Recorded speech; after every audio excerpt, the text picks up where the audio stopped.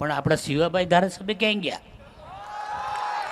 હે, આવા મોટા પ્રસંગમાં એને હાજરી તો આપો. તમને જીતાડ્યા જ કોને? આ કોળી સમાજના સમૂહ લગ્નમાં અહીંયા ઉપસ્થિત કોળી સેના જોડિયા નવ દંપતીઓ, મારો ભાઈ જાફરાબાદ રાજુલાના ધારાસભ્ય ભાઈ શ્રી હેરાભાઈ સોલંકી, અહીંયાના મવાના માજી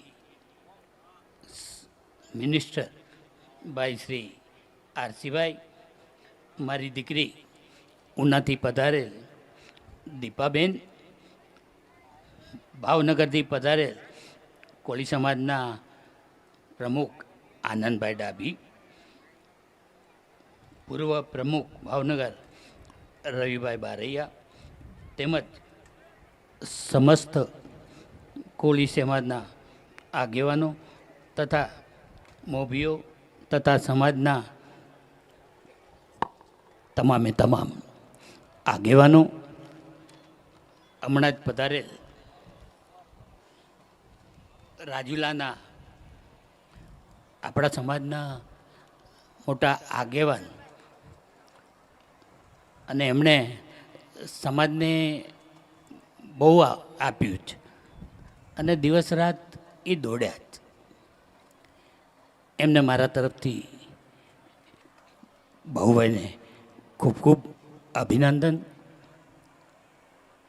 આ સમાજનો સમૂહ લગ્નનો 15મો સમૂહ લગ્ન જ. બધાને એમ લાગતું હોય કે પરસોત્તમભાઈ બહુ ભાષણો કરે, સમાજ માટે કંઈ બોલતા નથી, આવું ઘણાને લાગતું હોય, પણ એ ન સમજતો. સમાજ છે તો તમે સમાજ માટે બોલવામાં કોઈથી દુઃખ નહીં લાગતા. અમે લોકો આ જીવીએ જ ને તો સમાજ આટલું.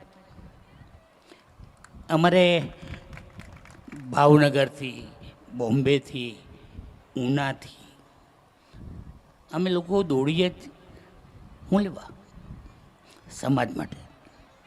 ને તો ભગવાને મને, હીરાલાલને ભગવાને ખૂબ આપ્યું છે. અમે ન ફરીએ ને તોય કોઈ વાંધો નહીં, પણ અમે હું લેવા ફરીએ તમારા માટે. અમને હું આ ધોમ ધડતો તડકો,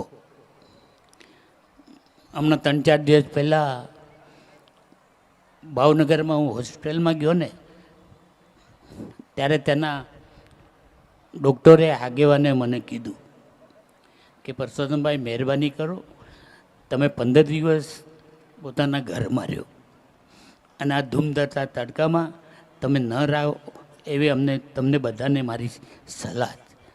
મેં કીધું ભાઈ મારો સમાજ છે ને બહુ ગરીબ છે,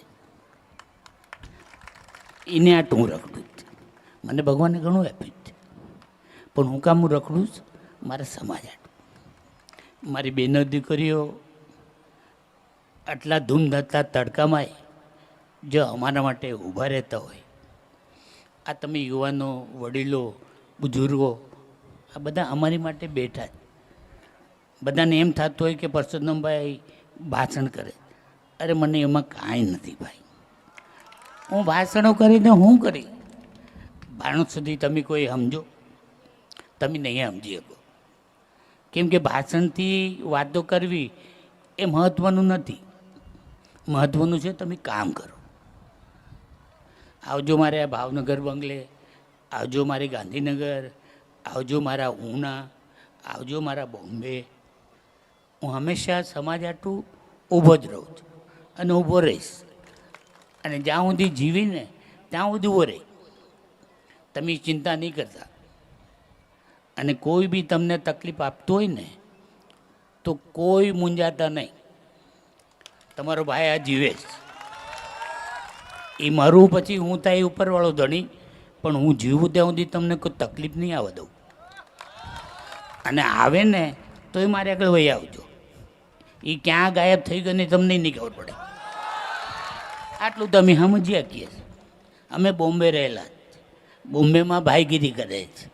હવે જો બોમ્બેમાં અમે ભાઈગીરી કરી હોય તો અમે હારા આનંદ દેખાડ્યા. હવે અહીંયા તો આપણું ટટફુલ્યું છે. અહીંયાથી આપણા મહેમાનો આવ્યા, મારે એક નમ્ર અપીલ કરવાની. કોકને ખરાબ લાગે તો ભલે લાગે, પણ આપણા શિવાભાઈ ધારાસભ્ય ક્યાંય ગયા? હે, આવા મોટા પ્રસંગમાં એને હાજરી તો આપો. તમને જીતાડ્યા જ કોને? સમાજે. જો તમે એને ભૂલી જાય ને તો તમારે જો નુગરો કોઈ માણા નથી. અને મને ન જ ગમતું આ બધું. તમે સમજો તો ખરા. જ્યારે ઇલેક્શન આવીએ ને ત્યારે માવો ડાલી અને મારા ભાવનગર બમલે ખાવા બેઠી જાય અને મારી સતત વાટું જોતો રહે. અરે એ બધું કરવા કરતા તું આ સમાજનું જો ને મારે ભાઈ. તું બહુ ગમાણોસ. છુપાડમાં અમને ખબર છે તું ક્યાં રાખીશ, પણ અમારે એનાથી હું લેવા દેવા? હે, તમે તો સમજો. અને આવતા ઇલેક્શનમાં ધ્યાન બી રાખજો. આ રમેશને તેમજ નટુમામાના દીકરા રમેશને, આ બધાને હું નમ્ર અપીલ કરું છું કે તમે જોજો. હું મોટી વાત નથી કરતો, મને એવો કોઈ ઘમંડ બી નથી. હું તમારા વાતમાં રહું છું. મને હું ભગવાને ઘણું આપ્યું છે. મારા હીરાલાલને ભગવાને ઘણું આપ્યું છે. અમે લોકો લડીએ શું લેવા? તમારો વાત. જો મને એમ લાગતું હોય કે પરસોત્તમભાઈ વાતો કરે છે, અરે ભાઈ હું વાતો નથી કરતો. કોઈક વાર મને અજમાવો હોય ને અને હીરાલાલને અજમાવો હોય ને તો આવો મારે બંગલે, આવો હીરાના બંગલે. અમે લોકો ક્યાંય બી જોવાના નથી. અને અમારી પાછળ કોણ શું કરે ને અમે એ નથી જોતા. રાજકારણ બહુ ગંદુ કામ છે. રાજકારણમાં હારાને છે ને ખોઈ નાખ્યા છે. તમે જોઈ રહ્યા છો. દાખલા તો લ્યો, કેવા રથી મહારથીઓ હતા, ક્યાં વયા ગયા બધા? જોઉં તમે જોવો તો ખરા. એટલે આ બધું વિચારો. હું તમને ભાષણ કરવા નથી આવ્યો, તમને યાદી દેવરાયો છે. એટલે તમે સમજો ભાઈ. હું તો આ 30 વર્ષથી આ બધું કહું છું. સમજો, હજી સમજો. આવતા દિવસોમાં હું થવાનું એ કોઈને નથી ખબર, પણ તમે તો સમજો. હું તો કાંઈ કહું એનો કોઈ અર્થ નથી. તમે લોકો સમજો. તમારા સમાજનું જો, તમે કોળી સમાજનું જો, તમારા કુટુંબનું જો, તમારી બહેનો દીકરીઓનું જો, તમારા નાના દીકરાઓનું જો. આ લોકોના તમે ભણાવો. મારા દીકરાએ દિવસે ભાઈ એજ્યુકેશનની એક નવી સંસ્થા ઊભી કરી છે. એમાં આપણા સમાજને હું બધાને નમ્ર અપીલ કરું કે તમે લોકો ભાઈ એજ્યુકેશનમાં જોડાઓ. તમારા દીકરા દીકરીઓને એમાં મોકલો અને એમનું જે પ્રયત્ન થાય અમે લોકો બધા પ્રયત્ન કરશું. તમે લોકો એની ચિંતા કરતા નહીં. કરો, જેટલું થાય એટલા પ્રયત્ન કરો. બેના દીકરીઓને ખૂબ ભણાવો, ભાઈઓને ખૂબ ભણાવો. હું બહુ વાતું કરું ને તો તમને એમ લાગે કે પરસોત્તમભાઈ ભાષણ કરે છે. અરે ભાષણ નહીં ભાઈ, ભાષણ ગયું ડોફે મારે. આમે શું છે? આ કોઈ કહીને હું કહીને વાત ન કરું. ઘણા મને વાત કરે કે પરસોત્તમભાઈ તમારે આવું ન કહેવું છે. એટલે મારા ભાઈ કોળી સમાજ છે ને હજી અણહંભળ છે, એને સમજાતું નથી. એટલે મારે ભાષા દેવી પડે, નહીં તો નહીં સમજે. કેમ કે અમારો સમાજ બહુ ગરીબ છે, ભણતર બહુ ગરીબ છે. એટલે અમારે આ બધું કહેવું પડે. નહીં કહીએ ને તો આ લોકો બિચારા નહીં સમજી શકે. અમારા અંગત મિત્ર ભાવેશભાઈ રાજ્યગુરુ એ મારે હારે જોડે જ બેઠા હોય અને મને ઘણી વાર વાતો કરે કે પરસોત્તમભાઈ તમે આ કરો તો એનો ફાયદો હું? મેં કીધું ફાયદો નહીં તો કાંઈ નહીં, પણ નુકસાન તો નથી. તો એનાથી મને મોટું હોય બીજું શું જોઈએ? એટલે તમે લોકો આ નવદંપતિમાં જોડાયા. 35માં આ સમલગ્ન બધા બહેનો દીકરીઓ જે જોડાણા એમને હું હૃદયપૂર્વક ખૂબ ખૂબ આભાર માનું છું. બહેનો દીકરીઓને એક દીકરા તરીકે, એક ભાઈઓ તરીકે હું એમને ખૂબ ખૂબ અભિનંદન આપું છું અને આવતા દિવસોમાં તમે લોકોએ બહુ આગળ વધો એવી ભગવાન અને માતાજીને હું પ્રાર્થના કરું છું. મારી તબિયત ખૂબ ખરાબ છે છતાંય હું તમારા હાટો આવ્યો છું. એટલે તમે લોકો એ જોતા ને હું તો આજ છું ને કાલ મરી જાય, પણ તમે લોકો સુખી રહો. ભગવાન માતાજી તમને ખૂબ આગળ વધાવે અને મારા તરફથી તમને બધાને હૃદયપૂર્વકના આભાર માનું જ.